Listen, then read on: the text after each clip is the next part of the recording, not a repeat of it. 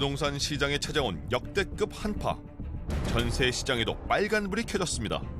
세입자도 이사를 지금 나가야 되는데 매물을 내놔도 보러 오는 사람이 없고, 보증금을 돌려받지 못하면 어떻게 살아갈 수 있을지 좀 막막한 상황이고요. 수천만 원에서 수억 원을 호가하는 전세 보증금. 이를 둘러싼 분쟁은 갈수록 늘고 있습니다.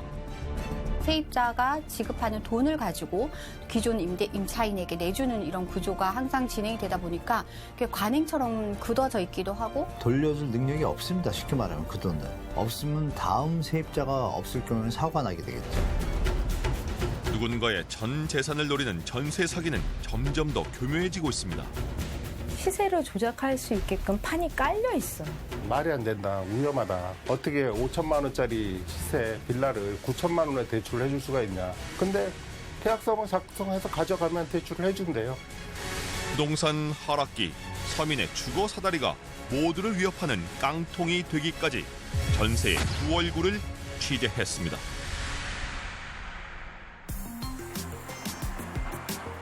서울의 한 공인중개사.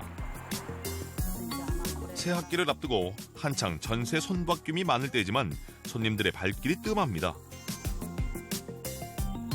대신 전세 만기를 앞두고 마음이 급해진 집주인들의 전화 문의가 많아졌는데요.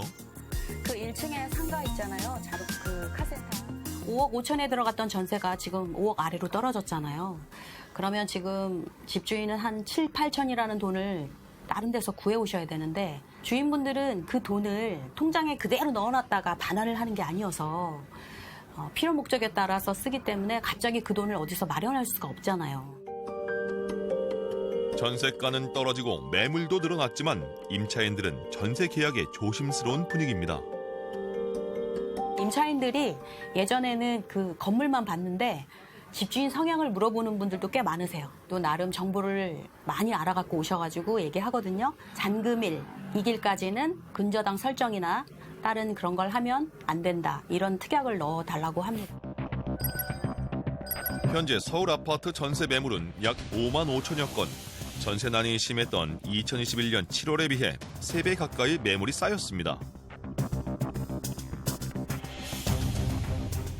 전세 매물이 쌓이면서 지난해 전국 아파트 전세값은 3.84% 떨어졌습니다.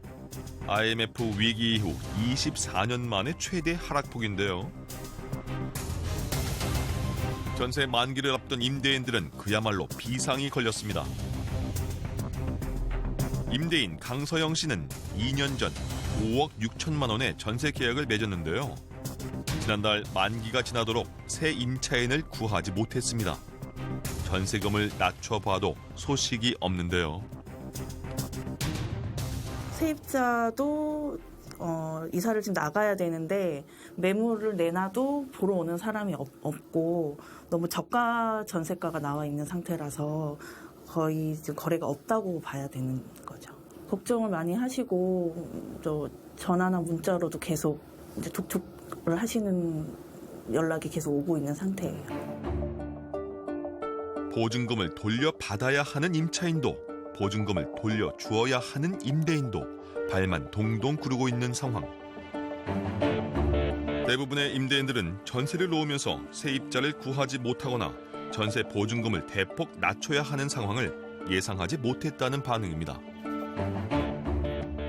이렇게까지 나빠질 거라는 생각은 못하고, 어느 정도는 조금 더 전세 보증금을 올려받을 수 있다고 생각을 했었는데, 그거보다는 더 상황이 나빠진 거죠. 전세가를 지금 현재에서 더 낮춰서 하되 대출금을 제가 받아서 내드린다면 그 대출금에 대한 이자 부분이 요즘 금리가 워낙 높다 보니까 그 부분도 많이 걱정이 되고요. 그리고 만약에 최악의 경우에는 전세 보증금 보증보험으로 이 세입자분들이 돈을 받아서 나가게 되면, 제가 그 금액을 상환을 못하게 되면 집이 뭐 경매로 넘어간다든지, 그러니까 그런 것까지 걱정을 하고 있어요. 지난해 법원이 수도권에서 발부한 임차권 등기 명령 건수는 1,493건으로 역대 최대치를 기록했습니다. 2021년 6,690건보다 급증한 건데요. 임차권 등기 명령이 증가했다는 건 무슨 의미일까요? 대항력을 임차권 등기를 통해서 계속해서 유지할 수 있는 것이죠. 그래서 임차인이 다른 곳에 이사를 가더라도 기존에 이제 취득했던 그 대항력은 그대로 유지될 수 있다. 그런 의미가 있겠습니다. 임차권 등기가 이렇게 증가했다라는 것은 계약 만기가 됐음에도 불구하고 임대인이 보증금을 이제 내주지 못해서 세입자들은 다른 곳에 이사를 갔음에도 불구하고 보증금은 반환받지 못한 사례가 아무래도 증가했다. 보증금을 맡기고 집을 빌리는 전세 제도는 우리나라의 독특한 임대차 계약으로 서민들의 주거 사다리 역할을 하고 있습니다. 하지만 잘 모르는 임대인을 믿고 수천만 원, 많게는 수억 원을 웃도는 거액의 전세 보증금을 맡겨야 한다는 점에서 위험성도 큰데요. 전세 계약이 종료되면 임대인은 임차인에게 받았던 보증금을 돌려줘야 하는데 대부분 다음 임차인의 보증금을 받아서 이를 해결합니다. 문제는 다음 임차인이 구해지지 않거나 전세가가 떨어지면 자금 흐름이 끊긴다는 겁니다. 이는 전세 시장의 관행처럼 굳어져 있는데요. 사실은 이제 계약 기간이 만기가 되면 임대인은 반드시 그 기간에 맞춰서 보증금을 반환해 주어야 될 의무가 있는 것이죠. 근데 우리나라에서는 계약 만기가 돼도 신규 세입자가 구해져서 그 세입자가 지급하는 돈을 가지고 기존 임차인에게 내주는 이런 구조가 항상 진행이 되다 보니까 관행처럼 굳어져 있기도 하고 임대인들은 이런 것이 당연하다라고 생각하는 인식이 좀 많이 강한 경향이 있죠. 그로 인해서 또 보증금 반환 소송이 어쩔 수 없이 많이 제기되고 있는 상황입니다. 전세가는 매매가의 70%, 많게는 80% 넘는 수준으로 책정됩니다. 매매가가 떨어지면 전세가와 비슷해지거나 오히려 전세가가 매매가보다 높아지는 깡통 전세 문제도 불거지는데요. 부동산 시장이 하락 국면에 접어들 때마다 전세의 위험성이 커집니다. 부동산 가격이 계속 상승할 때는 새로운 임차인을 구해서 언제든지 이 전세 세입자들을 대체할 수 있기 때문에 사고들이 발생하지 않습니다. 지금처럼 부동산 시장이 하락할 때 부동산 가격이 이제 하락을 하게 되면 전세 보증금도 같이 하락을 하게 돼요. 그러다 보니까 새로운 임차인을 구해서 전세 보증금을 반환하기가 쉽지 않기 때문에 이러한 부동산 시장이 하락기에 전세 사기나 깡통 전세 사건들이 많이 발생하게 된다. 더 큰 문제는 거액의 전세 보증금을 돌려주지 않는 전세 사기가 쉽게 일어날 수 있다는 건데요. 빌라왕으로 불리던 한 임대업자가 사망한 뒤 그 피해가 임차인들에게 이어지는 것으로 나타났습니다. 빌라왕 사건과 유사한 100건 넘는 전세 사기 의심건을 찾아내 주택도시보증공사에서 운영하는 전세피해 지원센터. 지난해 9월 문을 연 이후 3개월간 약 1,600여 명의 전세 사기 피해자가 이곳을 찾았는데요. 임대인이 사망했기 때문에 당장 이제 계약 만료가 임박해 있는데 전세금을 돌려받기 위해서 지푸라기라도 짚는 심정으로 나왔습니다. 보증금을 돌려받지 못하면 어떻게 살아갈 수 있을지 좀 막막한 상황이고요. 피해자 대부분은 2030 청년층이나 신혼부부입니다.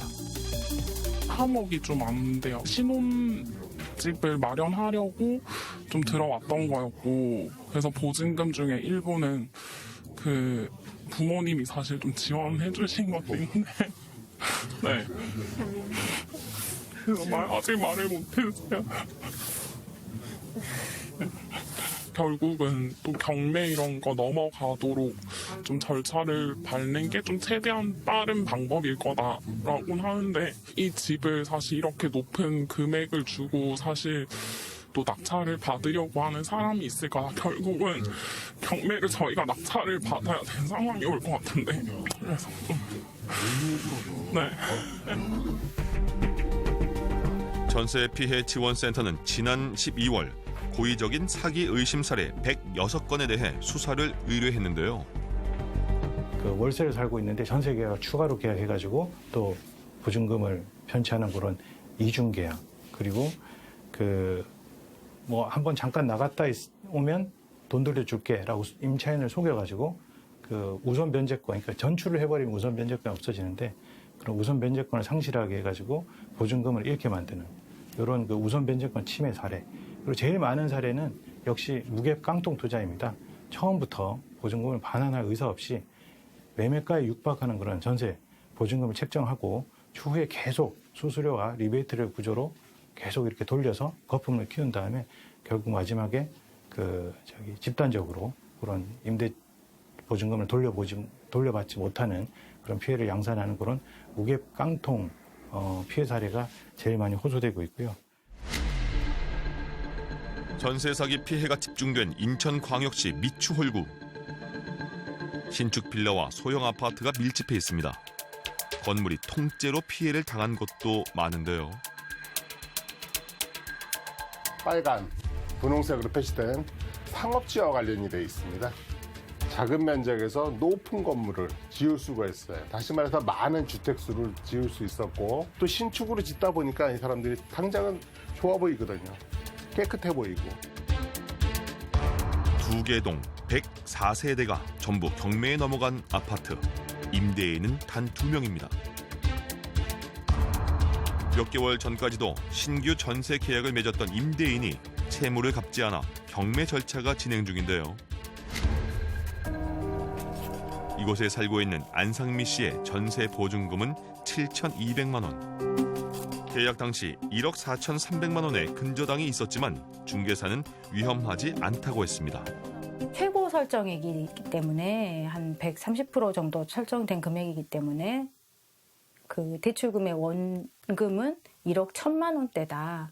이분이 성실한 임대 사업자이기 때문에 오랜 기간 동안 변제를 많이 했고 그렇기 때문에 뭐 임차인께서 걱정하실 경매라든지 이런 상황이 와도 시세 대비 지금 채권액이 작기 때문에 충분히 이 7천만 원 금액은 다 변제가 되니까 걱정하지 마시라.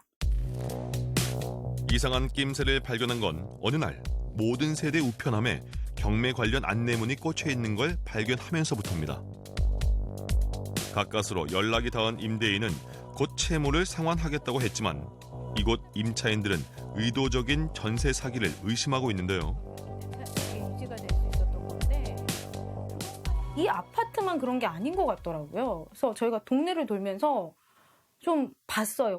그랬더니 저희랑 비슷한 것들이 많아요. 임대인에 우리가 아는 사람 이름이 있고 뭐 계속 조사를 하다 보니까 어디 임대인이 부동산 중개를 하고 중개사가 또 뭐 위임장을 써주고 뭐 관리하는 사람이 어디 또 아파트 집주인이고 뭐 이렇게 되더라고요. 그래서 이거는 조직이다. 이른바 빌라왕 사건 등으로 불리는 대규모 전세 사기는 자기 돈 한 푼 들이지 않고 수백, 수천 채의 집을 신축하거나 매집하는 무자본 갭 투자 수법입니다. 빌라왕이 사망 당일까지 빌라를 사들인 정황을 볼 때 조직적인 사기 세력이 있지 않은지 의심할 수 있는데요. 이들은 주택 시세 파악이 어려운 빌라 등을 이용해서 매매 시세를 부풀리고 실상은 매매가와 비슷하거나 더 높은 가격에 전세 계약을 맺습니다. 이후 속칭 바지 사장을 동원해 주택 명의를 이전합니다. 바지 사장은 돈 한 푼 들이지 않고 전세 보증금만 떠안은 채 수백 채의 집주인이 되는데요. 이런 상황에서 명의자가 잠적하거나 사망하게 되면 그 피해는 임차인들에게 돌아갑니다.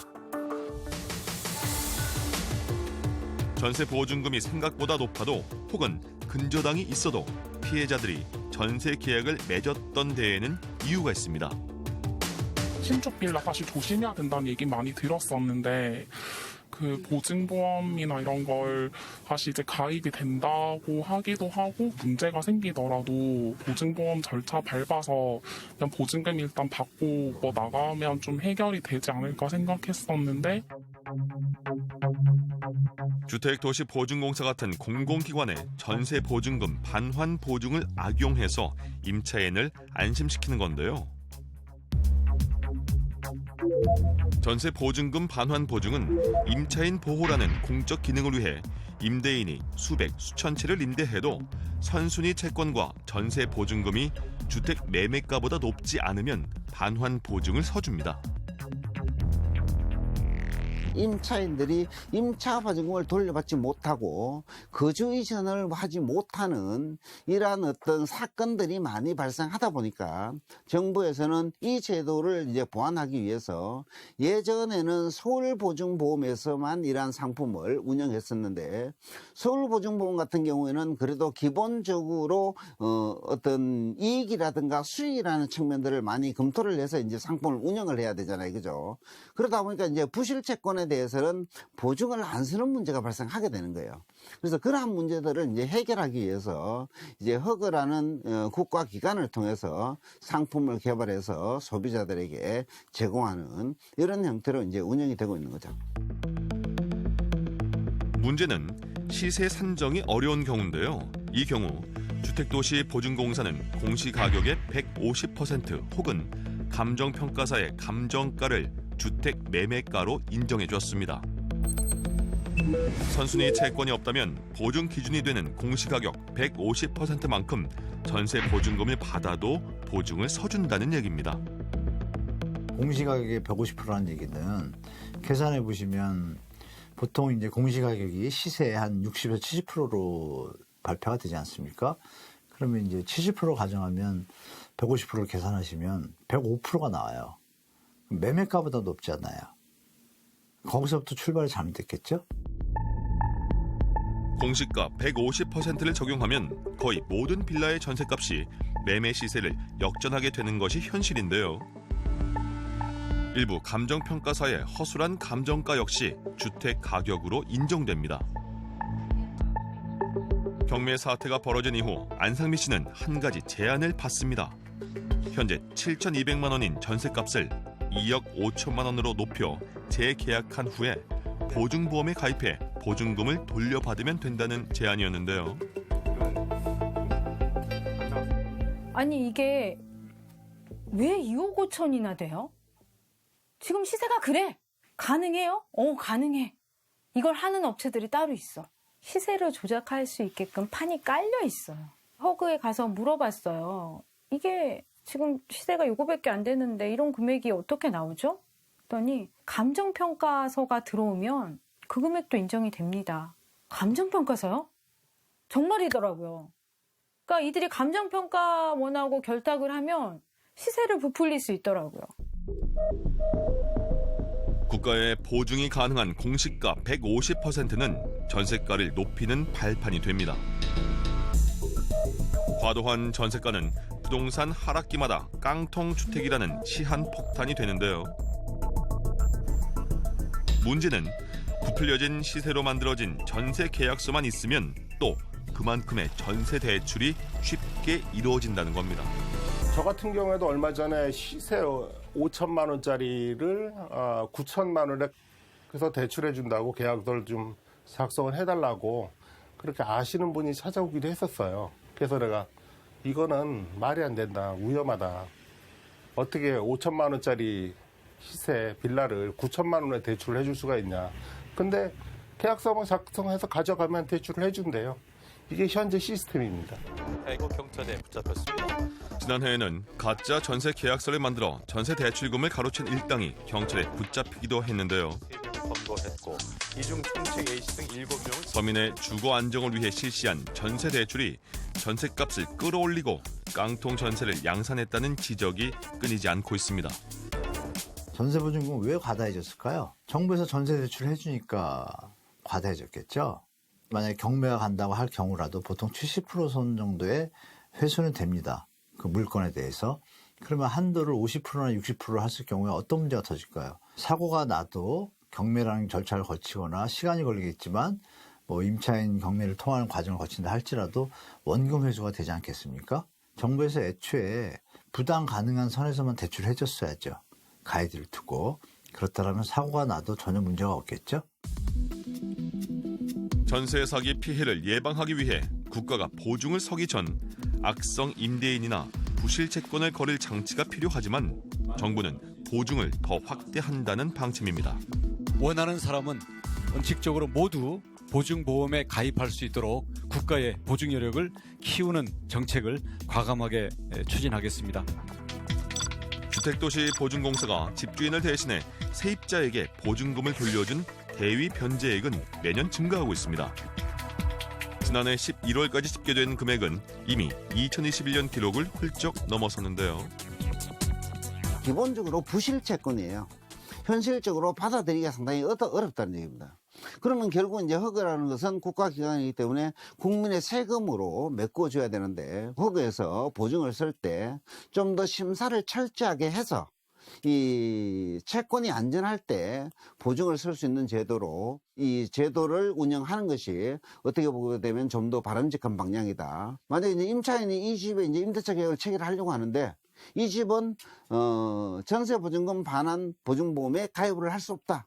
라고 하면은 이제 뭐 임차인들이 계약을 체결하지 않는 이러한 어떤 효과를 거둘 수 있기 때문에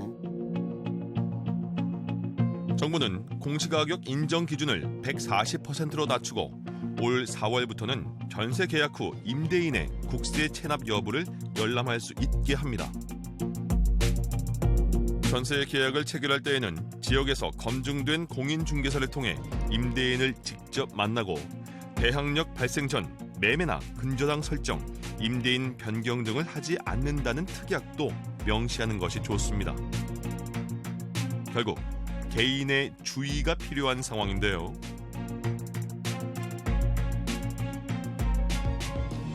세금 여부도 확인할 것이고 각서도 받을 것이고 내가 사는 동안에는 어떠한 문제도 일어나지 않게끔 집주인이 아무것도 이 물건에 대해서는 아무것도 하지 않는다는 각서도 받을 거고요. 그다음에 설정도 다 할 거고요. 네, 그다음에 공인중개사도 검토를 할 것 같아요. 그럼에도 불구하고 솔직히 못 믿겠습니다. 네, 못 믿겠습니다. 도대체 얼마나 많은 검토를 해야 내가 안전할 수 있을 것인지에 대한 확신이 없어요. 전세는 여전히 많은 비중을 차지하는 임대차 형태이자 서민들의 주거 사다리입니다. 소중한 보금자리와 전 재산을 위협하는 전세의 위험성에 대해 근본적인 고민이 필요해 보입니다. 열심히 대책을 던진 건 긍정적이라고 봅니다. 다만 정말 아쉬운 점은 그 원천적인 문제를 해결하면 이런 주변적인 문제, 도와주거나 지원하는 문제에 양도 줄고 사고도 줄 텐데 원천적인 게 해결이 안 되면 또 터지겠죠, 어디선가. 쉽게 말하면 대출의 한도를 줄이면 사고가 나도 사고액이 원금이 보존되는 수준에서 유지가 될 수 있거든요. 그 정책을 먼저 써야겠죠. 허그의 어떤 공시가격 대비 150% 대출이 문제점의 원천이라는 것을 뭐 전문가든 뭐 학자든 또 정부 당국자든 깊이 고민해서 새로운 대책을 만드는 게 더 좋을 것 같다고 생각합니다.